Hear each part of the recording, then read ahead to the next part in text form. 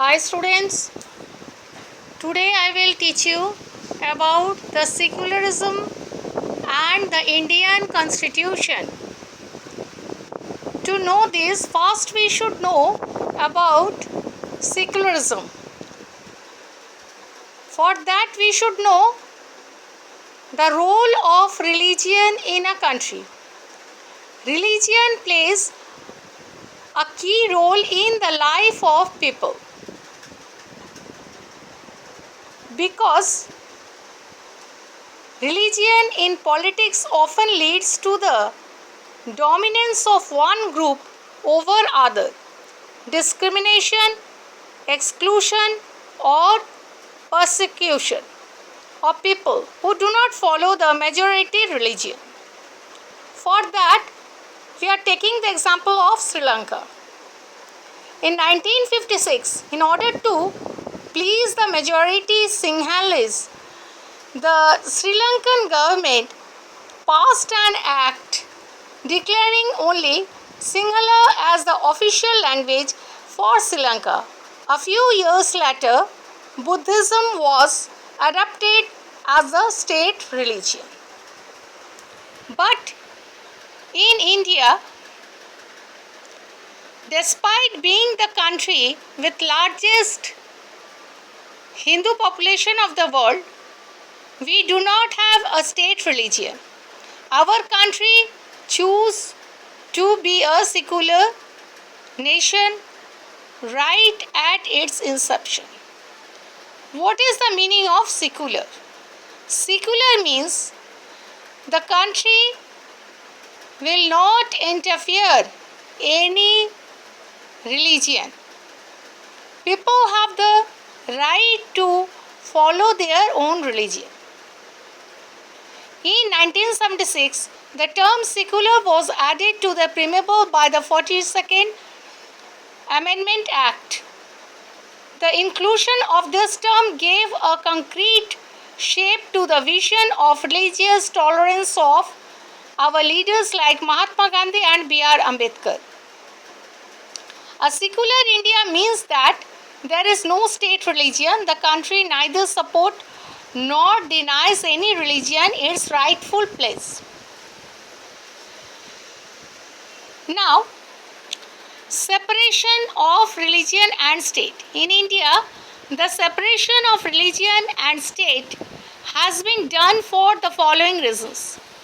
Protection of individual freedom. Our constitution decided that to protect individual freedom of religion, the state should not interfere in the religious practice. Next, protecting the democratic fabrics of the nation. A democratic nation works on the principle of equality, and keeping this in mind, all religions should be treated equally.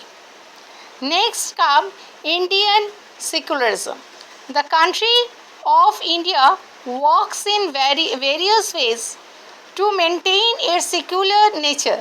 Some key features of Indian secularism are listed here. You see,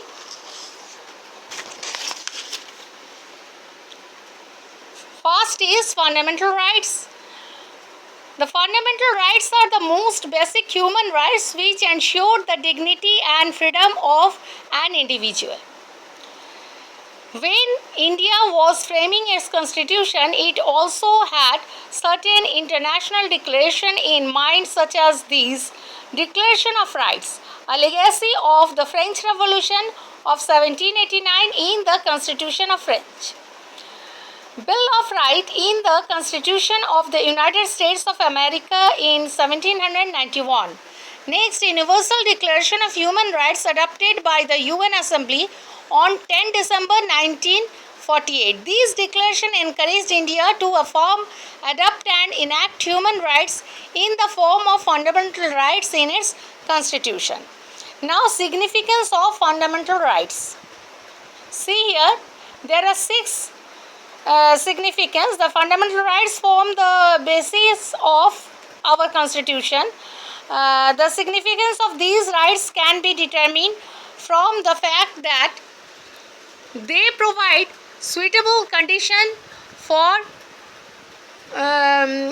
all-round development of a human being. These rights protect people from unjust discrimination. They act as a check on the arbitrary powers and act of the government. These rights are enforceable by law, and thus one can move the Supreme Court or High Court for their enforcement. They reveal the underlying concept of equality, as all citizens are given the same freedom irrespective of religion, sex, race, social status, or caste. They have helped to frame legislations to abolish untouchability in Indian society. Next day, we will read about classification of fundamental rights. Thank you.